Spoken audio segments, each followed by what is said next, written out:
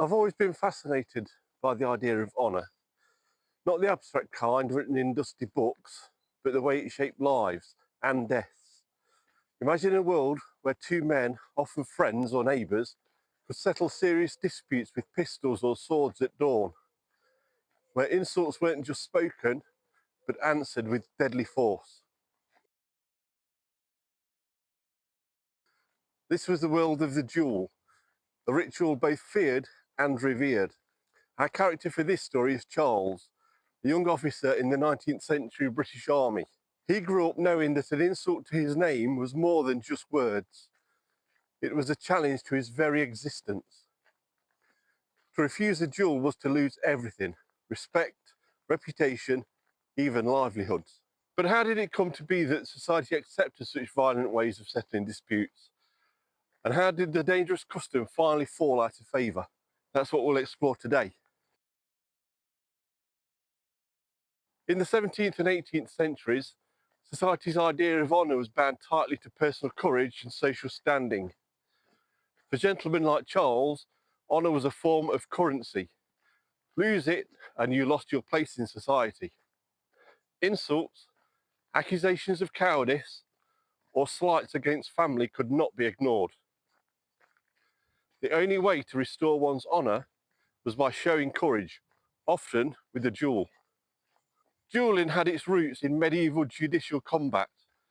Over time, it evolved into a ritualised contest governed by rules, seconds, agreed weapons, and codes of conduct. But was this brutal tradition really lawless? Surprisingly, no.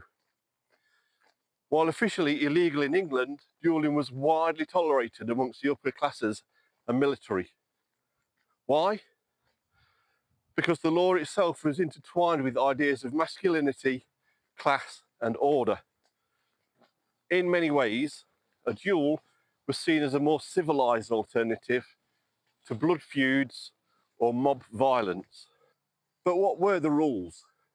Who decided when a duel was justified and who could refuse without disgrace?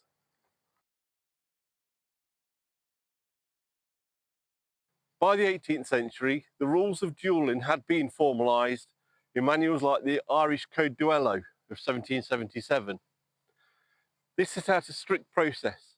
The offended party would issue a challenge, both men would appoint seconds, and attempts at reconciliation were required before weapons were drawn.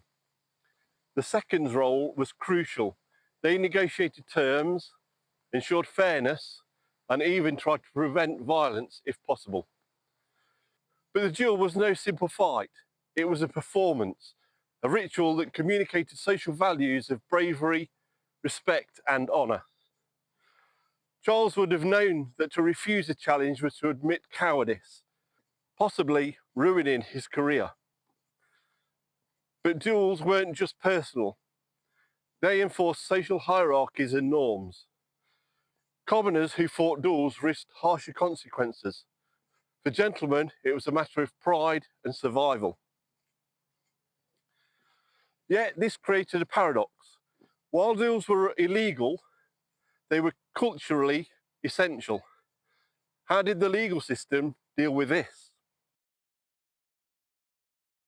Technically, duelling was illegal under English law, often prosecuted as murder or manslaughter.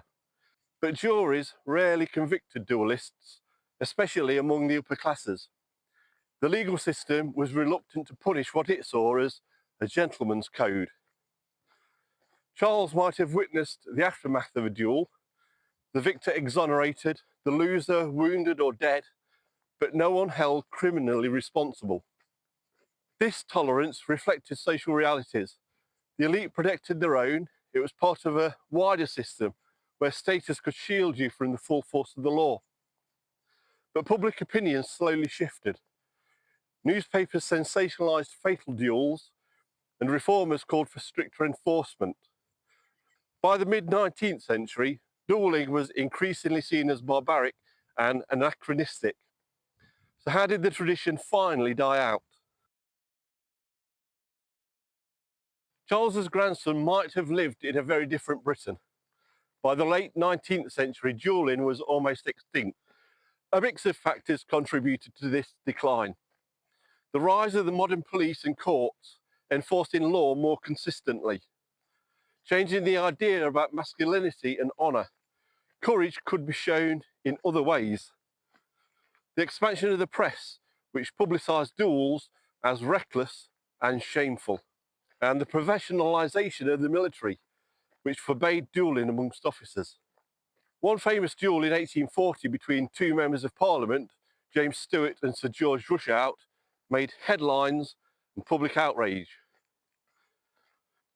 Gradually, social attitudes shifted to see duels not as honourable, but as needless violence. But what replaced duelling as a means to settle disputes, and what does that tell us about how society evolves? As duelling faded, Britain's legal and political systems became more inclusive and effective. Laws against libel, slander and assault allowed people to seek justice through courts instead of pistols. Charles's grandson might have settled a dispute in a courtroom or through political debate. This transition reflects a broader societal shift from personal revenge to rule of law. But the echoes of duelling remain. Modern concepts of honour, reputation and public image still shape behaviour, though violence no longer legitimises them. So why does the past matter?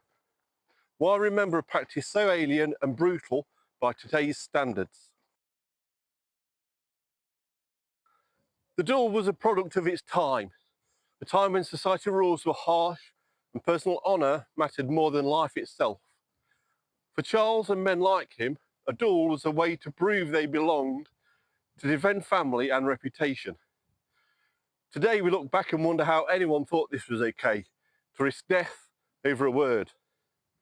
But history teaches us that justice, honour and respect have always been complex, shaped by the social forces of the day.